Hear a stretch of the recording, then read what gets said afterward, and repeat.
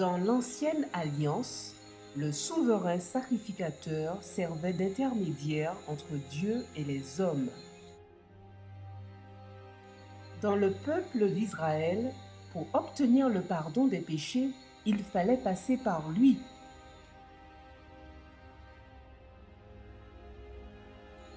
Voyons de plus près les pierres précieuses sur le pectoral du souverain sacrificateur. Elles sont disposées selon l'ordre de la naissance des fils de Jacob. La topaze de couleur jaune est la deuxième sur la première rangée. Elle est associée à la tribu de Siméon, deuxième fils de Jacob. Le symbole de Siméon représente une épée et la porte de Sichem en référence à l'épisode biblique où il a attaqué cette ville avec son frère Lévi.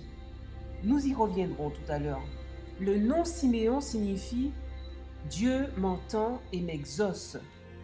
En Israël, en donnant un nom à un enfant, ses parents espèrent que cet enfant reflètera les attributs attachés à ce nom.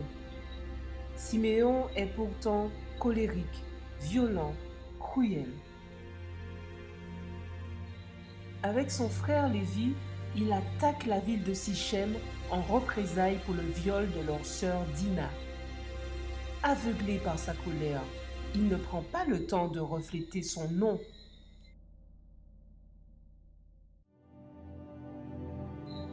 Aveuglé par sa jalousie, avec ses frères, il se débarrasse de Joseph en le vendant aux marchands ismaélites en route pour l'Égypte.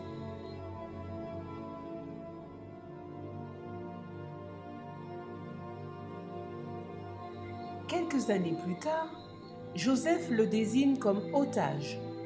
Il doit rester en Égypte en attendant la venue de Benjamin.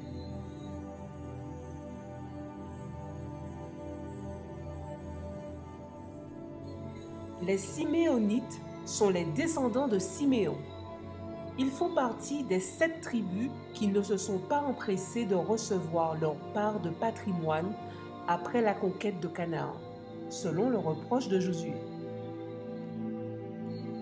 La conséquence est que le patrimoine des fils de Siméon fut pris sous la contrée des fils de Juda.